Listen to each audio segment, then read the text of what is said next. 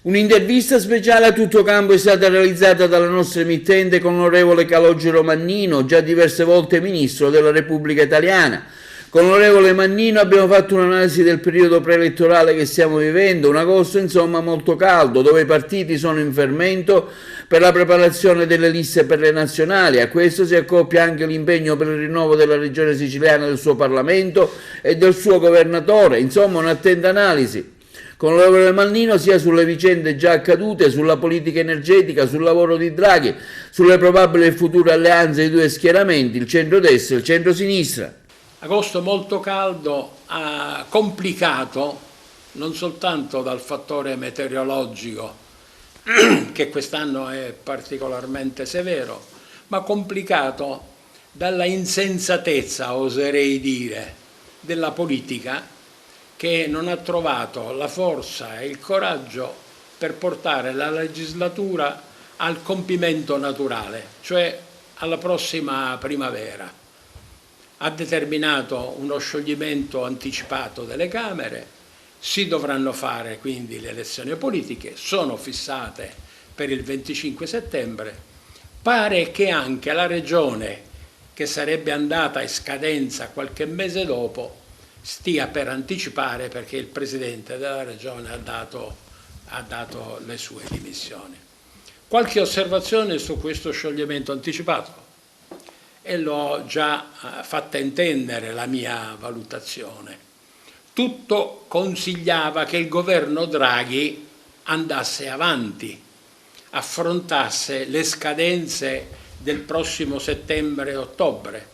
Draghi, parlando alle Camere, ha ripetuto in questi giorni alcune valutazioni molto positive dell'andamento dell'economia italiana. In effetti sembra un miracolo che in questo anno così difficile, tormentato, afflitto, prima dal Covid e poi dalla guerra in Ucraina, l'Italia stia facendo un incremento del PIL, del prodotto lordo, addirittura maggiore della Germania e degli Stati Uniti.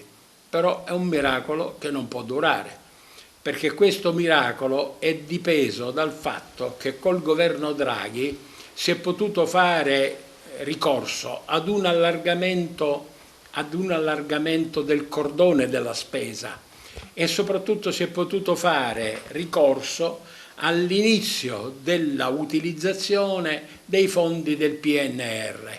Tutto questo ha messo carburante nel motore e quindi il motore gira. Sono stati fatti dei provvedimenti anche nella direzione sociale, provvedimenti tutti molto saggi, che tendono ad alleggerire il carico fiscale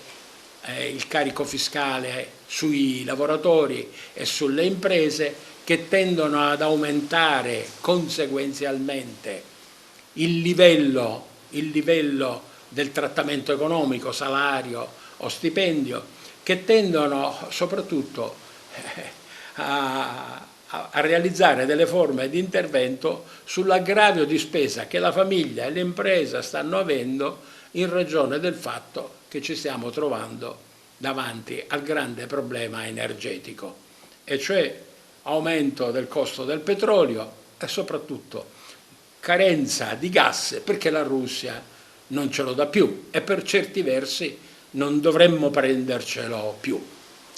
Si intrecciano allora in questa situazione problemi della congiuntura, dell'immediato, con problemi che ci portiamo dietro da molti anni. Da molti anni l'Italia non riesce ad avere una politica energetica, vorrei dire, molto ragionata, molto pensata.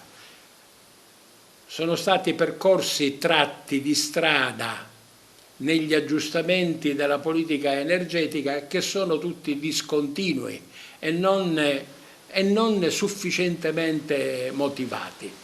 Sì, si fa molto uso delle parole belle, energie alternative, ma con molto senso pratico, guardando alle esperienze di altri paesi, dobbiamo constatare che il livello di copertura delle esigenze energetiche che ci può essere dato dalle energie alternative è un livello che si può portare più in alto possibile, ma non copre il fabbisogno nazionale.